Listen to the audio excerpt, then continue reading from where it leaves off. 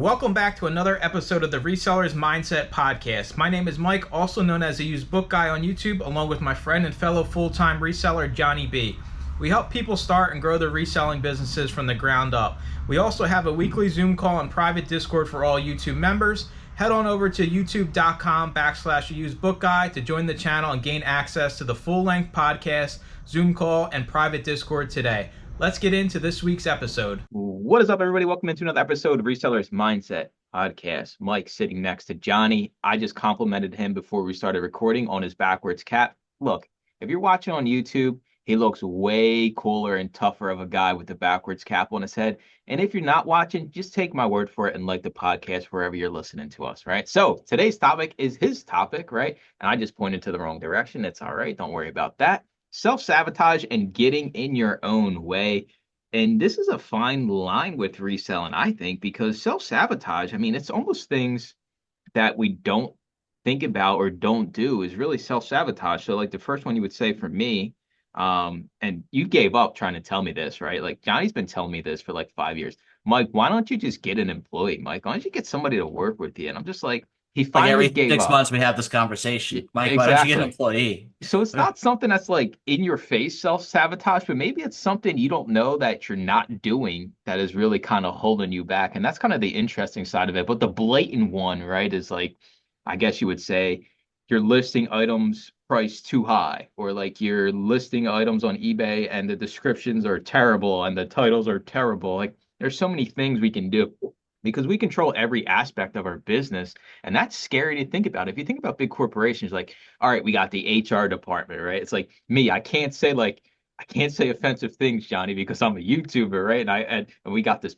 and you're in the same boat now, right? Like if Johnny comes out and does something crazy, right? Like we're kind of linked together when it comes to our credibility now. So he Yeah. decides to do something that's just way out there and offends the whole country. Like I'm kind of screwed too. So like it's a fine line, man. Take us away. Yeah, I talk to a lot of people and I see them sometimes saying, you know what, everything is going great. I'm going to do this other thing now. I'm like, why? Do more of what's working. Why? No, please stop. Or I have, or it's okay. I'm paying too much for items. Okay, here is a laundry list of ways you could pay for items cheaper. No, I don't want to do that. Why? Why not? You just identified a problem and I hand gifted you the answer. Why are we not doing the thing that's known to be cheaper or at least trying it? Question marks? It's tough, man, because I think all right. I'm gonna admit something else here. It's easier when you have a secondary set of eyes that necessarily isn't involved in your business to give you an opinion on something, right? So for example, when I'm doing like bulk pickups, like I always run it by Deb and she's got like an outside set of eyes and a different kind of look at things. And she's saved my ass so many times just being like, nah, you didn't you see that the way they said this or like the photo in this photo, like you could see this or that. But when you're by yourself, dude, like you're betting on yourself and every decision you make. That's why I tell people, man, it all circles back to us as resellers being able to have a type of bankroll. So if we do make a bad decision, we still can float the boat, right? Like, oh yeah, it sucked. We might have lost money, but it's not bankrupting us. So the problem is if you don't have the capital and you bet everything on black and the roulette wheel's spinning and your color don't come up, then that's the end of the line. Self-sabotage, man, this is all resellers do it. We've all done it. We all Oh, yeah. probably do it once every season, I would say. We just try to do something that's just completely asinine and stupid. And if you don't have the buffer or somebody else to kind of look over your shoulder and give you a little bit of an opinion that you kind of trust, or because it can go the other way, right? If I say, "Hey, Johnny, do you think this looks good?" Johnny don't even look at the photo, right? He's just like, "Yeah, that looks good," right? Unfortunately, there's people out there like that in the space, right? Or maybe there's people like that in your life that really aren't paying attention to when you say something or talk about a situation, and they just kind of having people around you that just tell you what you want to hear is not good. Yeah, and I do have a habit of giving advice when it was not requested, just because I see an answer that they may not have a question on. They're like, yeah, yeah, whatever. And I get why they dismissed me at that point, but eventually they may ask that same question, like, is what I told you 4 months ago. Um, you should go do that now. You waited. I told you 4 months ago. But So I guess that's on me because they didn't ask for help and I gave it anyway. So unsolicited help. I'm guilty of that. I'm famous for that. I'll tell people all day long how they're doing things wrong or how they're doing things right, or like, that's great. You should do more of that. Um, and then the other thing is when they ask for advice and they not necessarily dismissive, but they're resistant to it. And I'm also I've also been in that boat where I'm resistant to the advice giving, even though I know them to be correct. I just still don't wanna. I still don't wanna. But I know I should. That's the kicker. I know I should, but what they're asking me to do is a Herculean monumental task. I can lay it out for people, right? Like I'm in the same boat because I have a lot of one-on-ones every single month, and some people, it's their first one-on-one. Some people, I've been doing it, well over a year with the same person, and I can tell people, hey, this is what you're doing wrong, and I can give them steps. But self-sabotage comes back is what you said. People ask sometimes for advice or like, what should I do? And I give it to them, and then they don't do any of it, but they expect to Yeah. get the result from everything I said would be the result if you did X, Y, and Z. Yes. It's tough, man, because a lot of people can make a lot more money reselling if they just changed a few things, right? Just tweaked a few little things here, did something a little bit different. But I think we're just so ingrained with we always got to be right, right? We're always right in our business. That's a lot of the people's mindset in reselling. And I Mhm. think is 100% the worst mindset to have because there's so many different business models and opportunities out there where if you just kind of opened your eyes a little bit, and it doesn't mean you're wrong, right? Like I just think about all the shit I've adopted from different business models, different people are selling different platforms, different universes, basically, and you take bits and pieces and you put it together and it benefits your business. Never, ever do I think everything I do is 100% right. We always say in the group, right? You got your line. Everybody can do business as they see fit. And I always tell everybody now before I talk about like settings or like a specific thing I use, like this works for me. Different things work for different people. But if you're hard headed, and we've seen it over the years, people are like, I've been selling on eBay for 80 years. I've been selling books. I used to sell books on Amazon when the fees were $1 I per was an item. eBay beta. Yeah, yeah, like, dude, who cares? But they're still doing business the same way, like it's 1998, Yeah. and we're living in 2025. And that is self-sabotage. You're not willing to, I guess, reflect and see what the market's doing, right? I mean, you kind of can take what the live selling has become over the past year and how many people have moved away from eBay and gone to whatnot and had huge success as them just saying, well, I might have done eBay for the past 5 years, but this opportunity is really good for me right now. So I'm going to take the risk. And most of the time, when you bet on yourself and you take a calculated risk, that's how you're going to win in life in general, right? Like nobody ever gets anywhere without taking risks, right? Sure, if you want to go work a 9 to 5 job and go in Monday through Friday, this ain't for you.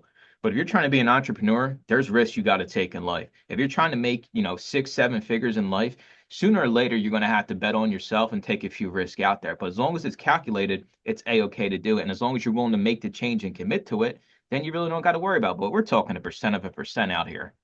Right. And a good example of some things you touched on. I sat down with a gentleman recently and going over repricing settings. Like he took what I was doing and then on the fly, screen sharing was changing it all up. I'm like, no, no, that works. That's why I gave it to you. And he's like, well, I want it to do this. I'm like, okay, let's talk this out. If you do this, this will be the result. If you stick to what I gave you, this will be the result. If you meet in the middle, it will be the result in the middle. Um, and it was kind of a not necessarily a tug of war, but it was more before you go making rash changes that I gave you something that's proven to work, you might want to consider everything. And so he took a minute and he understood it a bit better and made some additional changes than what he was doing. Because I was like, no, please don't, no, no, don't do that. That's bad. Don't do that. But I had to tell myself it's his business and he is free to run it how he sees fits. But I would have felt guilty if I did not give the explanation of if you do that, this will be the result. Um, and it's kind of like, okay, if I was that in that person's shoes and they gave me something that would I not tweak it myself? And the answer is yes, I would tweak it myself because it's my business and I am going to. So it was kind of, I don't know, an epiphany type moment. Like, look, if I was this person, I would do the exact same thing. I really would. Not the exact number for number change or rule for rule change, but I would make adjustments. It's pretty funny. This happens to me all the time, right? Somebody will ask for like a piece of advice and I'll give it to them. And like they'll see the change, but like the change won't be enough, or the change will affect something else in the business that they get frustrated, right? So the biggest one I Mhm. see is I'm not getting sales, right? I guess that's the biggest complaint in reselling history, right? Like I'm not getting sales. Well, I mean, what are you going to do to get sales on Amazon? Well, you need a repricer. What's your repricer settings? If you're on eBay, are you promoting your listings? Do you have good title structure? Do you have good descriptions? Well, the thing you get back to at the end of the day, it's always going to be you need to be the lowest price. And for some reason, resellers have this mindset of, I know what I got. I know this book is worth X amount of dollars. I know this shirt is worth X amount of dollars. So I'm not going lower than this. Look, the last sold comp, Johnny, is $300. Why would I lower my price to $200? It's something I'll never get through to people. And I really, I'm at the point now where, listen, if you don't want to make money, that's on you. I always said the group is about making money, not caring about books, not caring about anything else besides having a profitable business. And there's plenty of people still out there that are so scared to lower their prices and take dollars less, tens of dollars less, but actually sell the item. You still make money. And it's the biggest self-sabotage out there. Let's sell our items, dude. I don't care if I bought this item and it was supposed to be $100 item, and for whatever reason it hasn't sold and it's been 90 days, 180 days. Guess what? It's a fire sale. Let's get rid of this because my money's tied up and give me my money back. What's up, Amazon sellers? We wanted to take a second to talk about GoToLister, the software me and Johnny both use to list and manage our inventory and grow our businesses. With the fastest listing speeds out there and built-in profit analytics, it's a no-brainer. Easily and quickly have items available for sale using 2D barcodes and get more for your items with its built-in smart pricing. Make sure to check out the 30-day free trial at gotolister.com/Mike or using the link in the description below. Right. And though I don't prescribe to your methodology in whole, I do in part, as I wait a certain amount of time before lowering my prices to something you described. It's not like I'm unwilling to, but I do want to try to scoop up my maximum dollars if I'm able to. But I'm self-conscious that I may not be able to do that on 100% of the items I send in. And I have a rule in place like, okay, let's apply the Mike methodology at this stage. Um, and I'll say this publicly, your methodology does work. You will sell more items quickly, a little less money, but you will sell them. So don't be resistant to that. The penny undercutting method does work. Now, will it price tank a few things when you do a repricer war? Absolutely. Hell yeah, that's what I want. I'm But it's a war, destroying it. man. It's a war. We're all It's fighting Amazon at the end of the day. It's our shekels. Um, it's true, dude. I take pride on the penny undercut, but you're right. And I mean, I think it's more important to be more calculated and be more cash flow like focused when you're smaller, right? Like you kind of look at our businesses, we have, thousands and thousands of units sitting at Amazon. So we don't need to sell like a large percent of our inventory every single day versus a small person that's maybe got 500 units and and maybe they need the money because they're trying to grow the business, or maybe they need the money to cover the bills. I still think all the time you got to be like the best price, the best offering to get the sale. And for some reason, people are just fine. I mean, I related it to something on one of the calls. Like it's 105 degrees out. You're at Disney World and you can pay an extra $20 to get the little wristband that gets you to the front of the line. That's what I equate, being the lowest price item to. Am I going to wait to sell my item, or am I going to pay the $20? It's so damn hot out here. I just want to get on the water ride so I'm cooled down, and then it's business as usual. I worked with a person pretty much one-on-one and still working with them. Got the buy box in less than 90 days, sending in consistently, and a few months have rolled by now, and is evaluating the cash flow issue. I'm like, it's a marathon, not a race. You just got to keep on doing and believing. And I know you've been believing for 6+ months now. You're starting to get money to roll in decently so, and it'll just slowly compound. But it's hard for that person to put full blind trust into it'll work because I'm just some dude on the internet.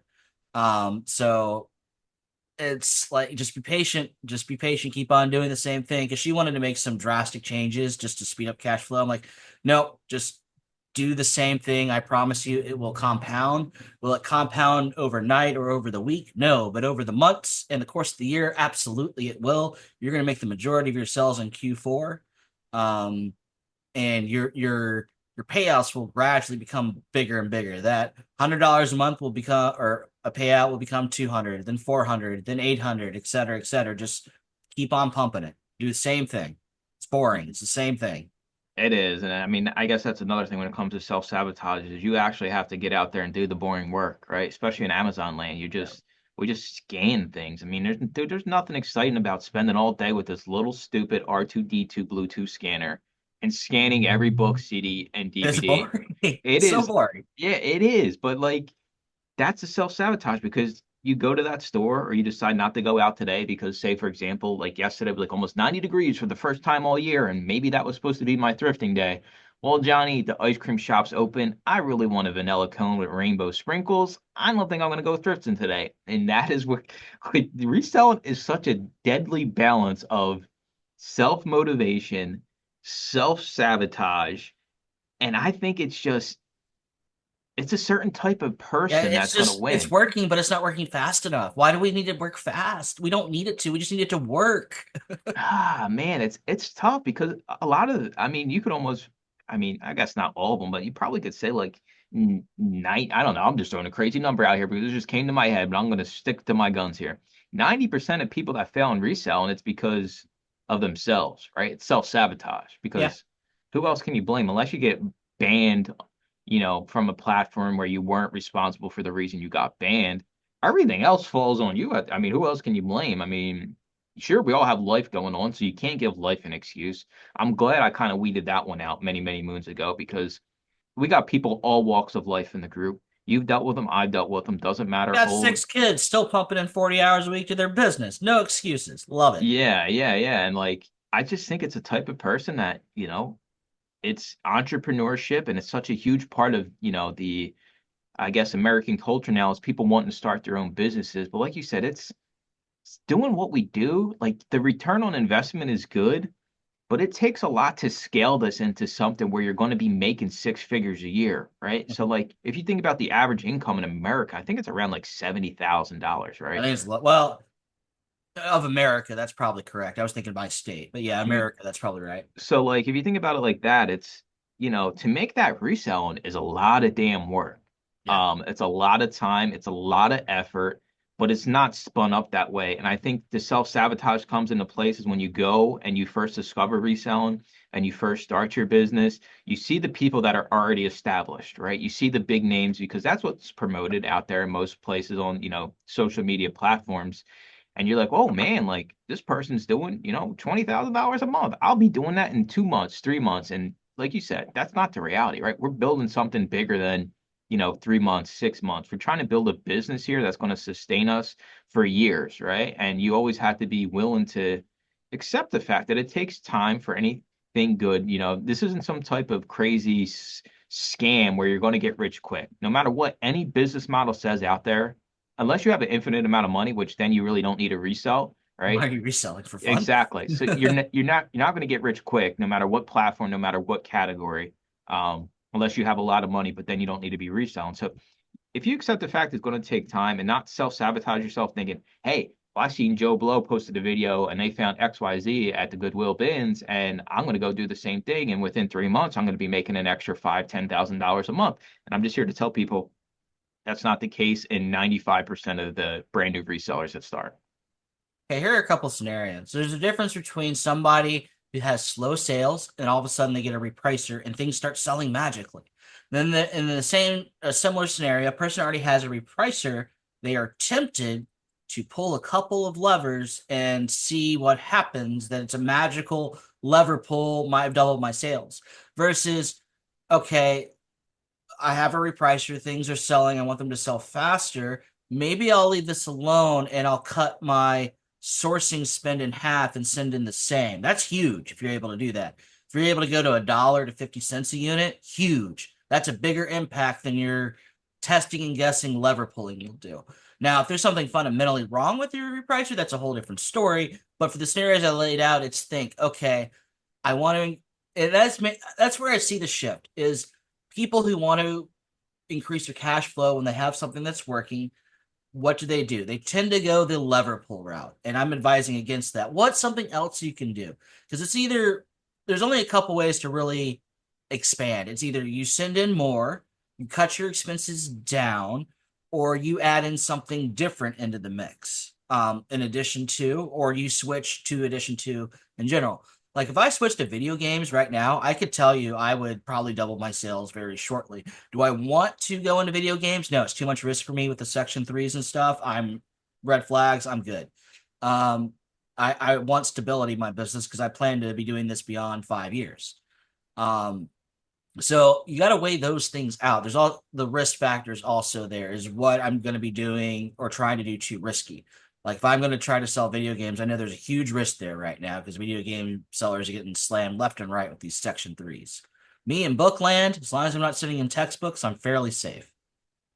It's, man, because I've pulled the lever and I'm always conscious of I want to buy stuff for as cheap as I possibly can, right? Like my cash flow in my business is the highest it's ever been. But that doesn't mean I just go out and just decide to spend more money just to spend more money, right? Like you hear a lot of other business models, like a big thing in like online arbitrage and retail arbitrage is like set a daily spend goal, right? So because theoretically, if you're spending more, you should be making more on the back end. I think that's different for us in the That's what thrifting we've been brainwashed to believe. Yeah.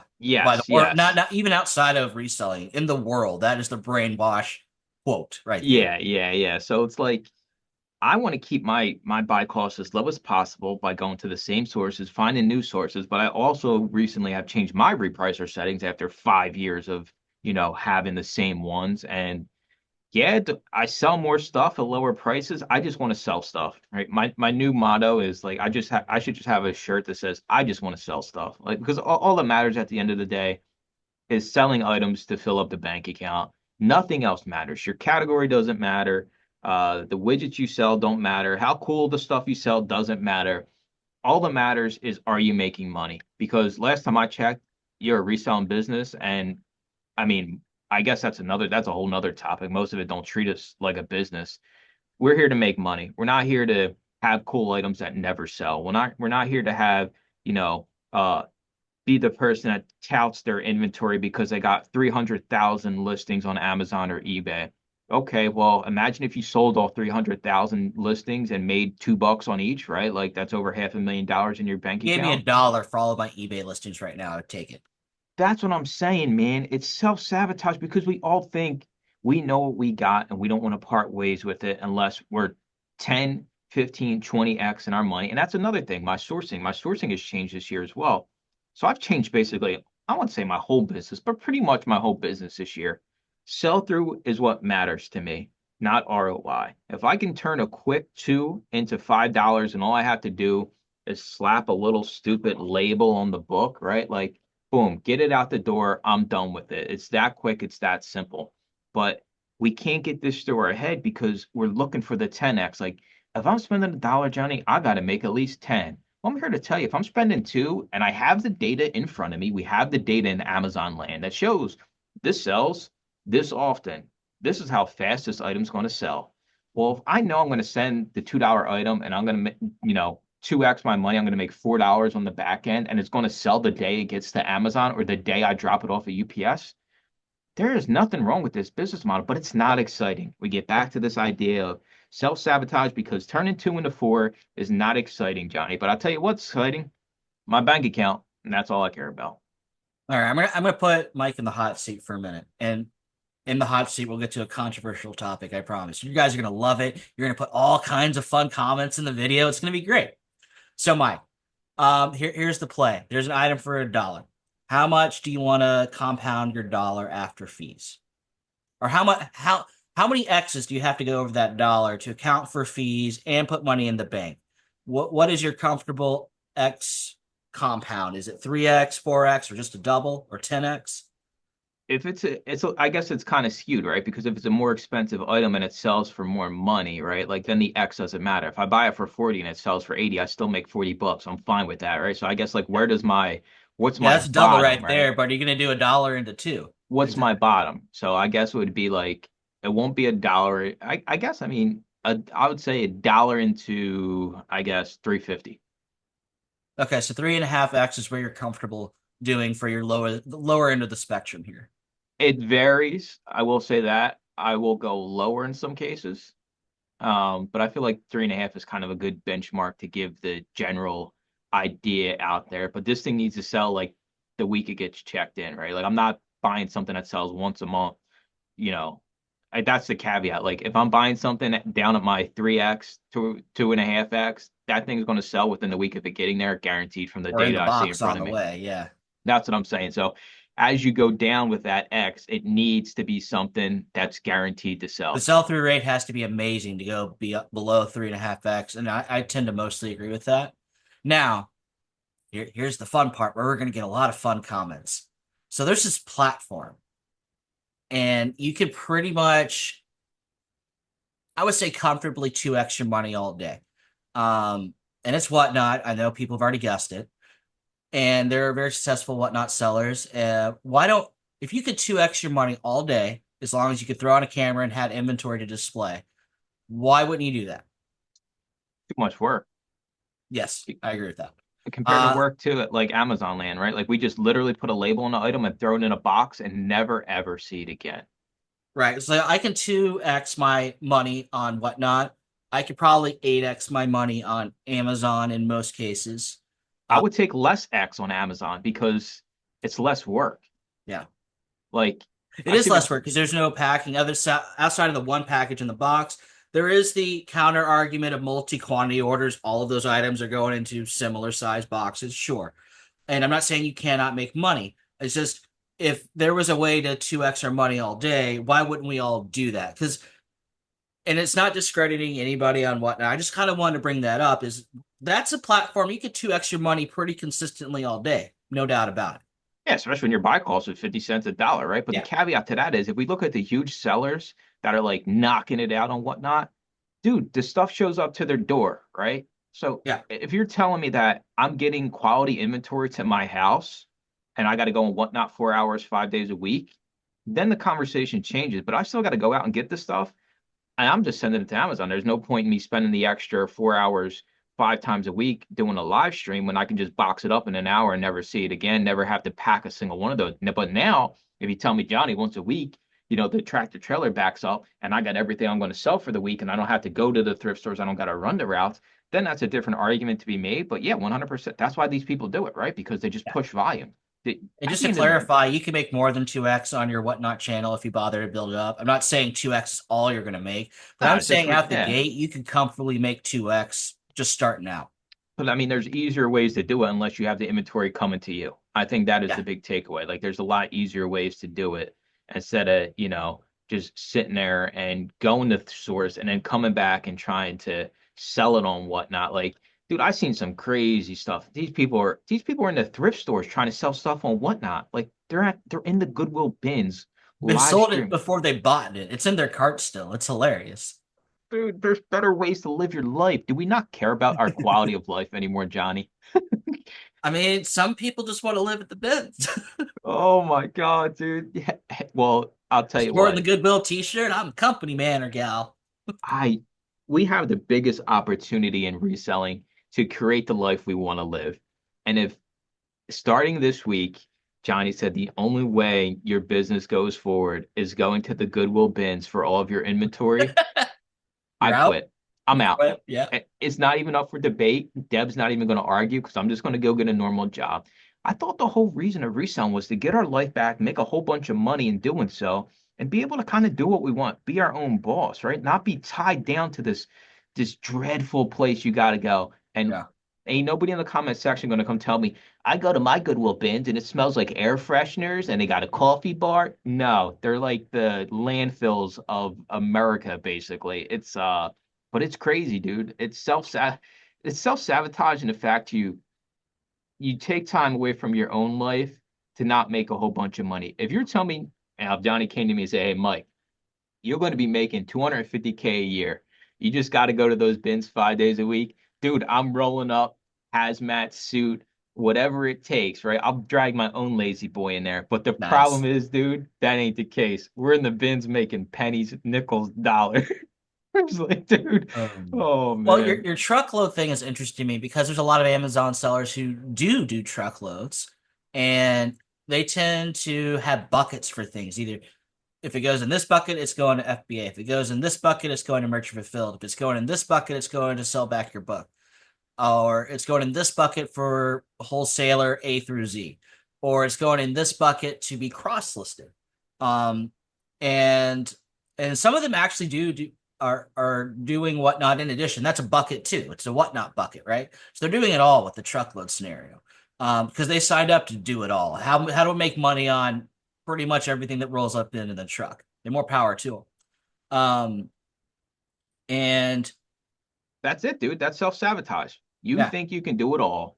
You think you can do all the platforms, right? Why do you think I just stay in my little Amazon lane and every time something hits the fan and everybody runs away because this is the end of times, I just keep doing what I'm doing because that's self, you're taking, you said it early on, you take time and effort away from something that's actually working, yeah. right? Like I have the proof of concept that Amazon works.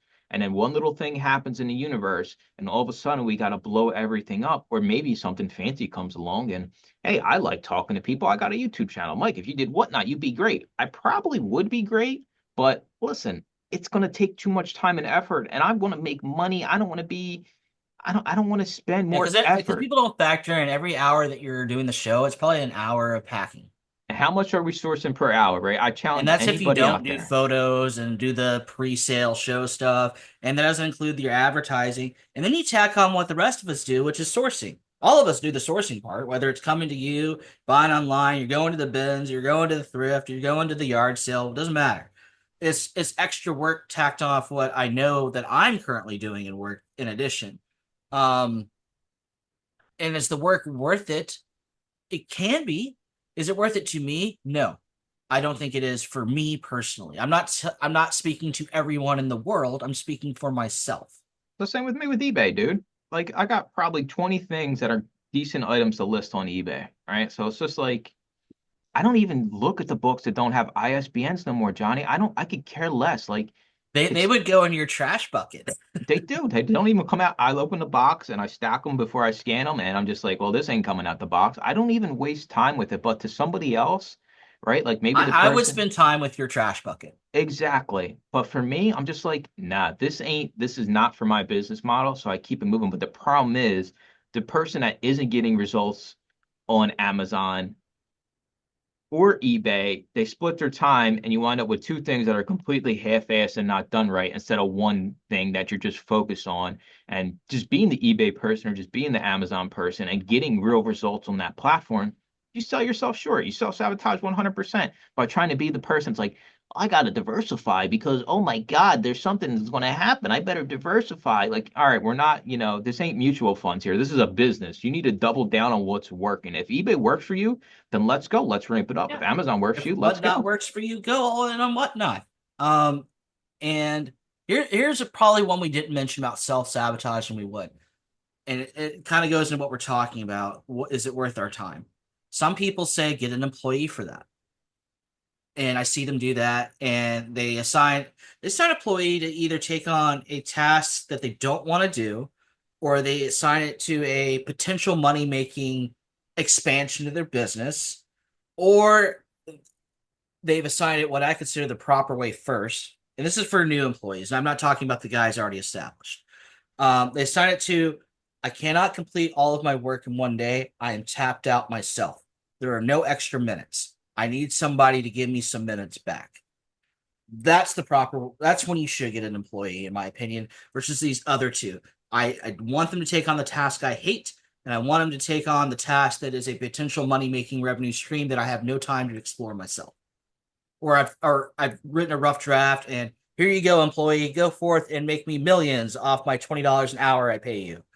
It's Um, so true, dude. It's so true with the employees and reselling. It's just like, come on, guys. Like, guys and girls, That's let's be real. self-sabotage, in my opinion, It right there. is. Like we got to be realists when it comes to this stuff.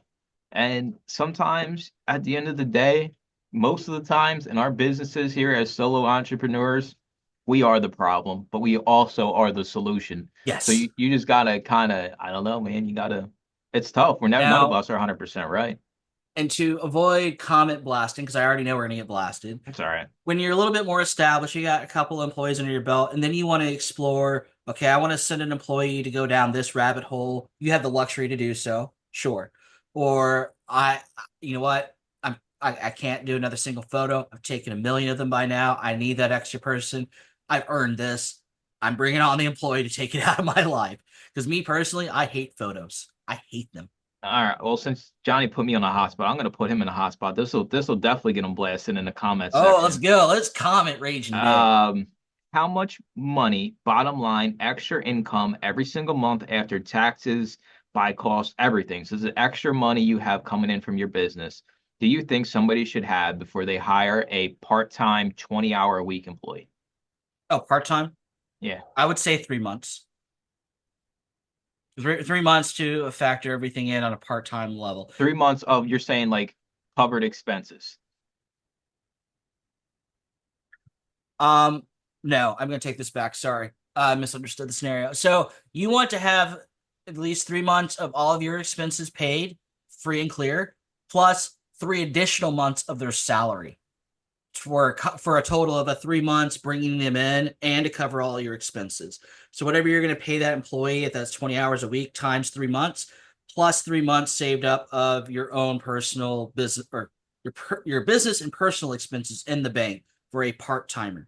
Full timer, well, add another 3 months to that at 40 hours. Okay, now the second question that kind of follows that one up. What do you think the percentage of resellers that actually hire an employee meet those requirements? None. No. Uh, It's people pull the trigger early on employees, and I get why. Like, okay, once they bring them on, they're gonna make so much money. I screw it. And we'll play this race game, right? I got a month of their salary in the bank. Not even my own expenses in there. We're just gonna roll the dice and see what happens. And you know what happens when you roll the dice? Some of the time it works, and some of the time it don't. That's just what the dice giveth, man. Um, Now, if you take a minute to say, for every person I bring in, I compound my business X amount of time. Unless you know this, you're guessing. Because there's going to be unforeseeable because maybe they're a bad employee and you're going to have turnover. Nobody factors in turnover on their first employee. They just think I'm going to get this individual once I and they're hire going them. to be great. They're going to be the And they're going to greatest stay reseller. forever and ever. Yeah. Or there's a conflict, like you don't know that they're a undercover alcoholic until this one day.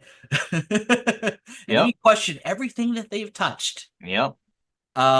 Another thing to consider is it's really tempting to bring on, again, it's so tempting to bring on an employee for the thing you hate the most. But is it the thing that you bring them in on going to make you the most amount of money? Now, taking on tasks like shipping and photography to free you up to make the money is also a consideration if that's what's being done. If you're just bringing them in and no additional time is being set to make more money, that's a bad reason. Like if I were to bring in a photographer just to free me up from photography and nothing were to change, I'm actually paying negative dollars. I'm giving my business negative dollars. I've gained nothing. But if I'm bringing them in to do photos, so that frees me up to source more or be able to put up more listings, my business will grow versus go worse than it was when I brought in the photographer. Yeah, self-sabotage when it comes to hiring an employee is 100% real in the reselling space. And I guess the last one we're going to leave you all with this episode, I'm going to throw it out there. Comparing yourself to other resellers Oh, that's a good one. I mean, dude, I used to be this way because I'm in the YouTube space and I used to compare myself to other YouTubers that resell or booksellers. Now I could care less, right? Like I'm only focused on what I got going on. But I know a lot of people out there get down and out and whenever like I try to stray away from like posting numbers as much because I don't want to turn off somebody that just started or somebody that maybe has been doing it for a long time and not getting results. But I have to be transparent in what I do, right? I got to put my numbers out there and I just think you can easily get stuck down this rabbit hole of, well, why is Johnny making X amount of dollars when I'm working more than him? Or why is Johnny making X amount of dollars? I got more items listed than him. Why am I working harder and I see it like I'm making pennies opposed to their $100 bills? What you see 95% of the time isn't the real picture of what's going on behind the scenes, right? Like we talk about in Amazon land, some this guy Benny, he comments on a lot of my YouTube videos. I made a post saying, how I finally broke 20K a month in sales, and he said, "Is this gross or net?" And I was like, "Yeah, that's like the big thing, right? In Amazon land, you just see, oh, well, my sales, my Oh, gross bars." dollars. Everybody talks in gross dollars. Yeah, yeah. So it's like you got to take everything with a grain of salt at the end of the day. Don't compare yourself to other people. Johnny, final thoughts before we wrap it up. Think before you act. Because if you take the minute to really think about it and or get other people's thoughts before you execute something that may set you back 6 months, it will do you a better service than you just acting. And as we stated earlier, roll the dice to see what happens. Patience is a virtue in this business, but that virtue actually comes with dollars in the bank account. It's a marathon, not a race. And you gotta take it slow and steady. It's really tempting just to pour gasoline and see what happens. I'm saying leave the gas tank in the shed, ladies and gentlemen, and just be patient. Find yourself a Deb, somebody that's on the outside that can give things a second look. And I promise you, they will save you from making some terrible decisions in your business. It doesn't have to be a significant other. It could be Elle, it could be me, it could be Johnny, it could be somebody, that has some business mentality behind them. But don't always think you're right, because most of the time you are not. That's going to do it for this week's episode. We'll talk to you all next week. Thanks for listening to another episode of the Resellers Mindset Podcast. Today's full episode and all previous episodes are available to all YouTube members, along with the weekly Zoom call and private Discord. Head on over to youtube.com/theusebookguy and consider joining for as little as $2.99 a month.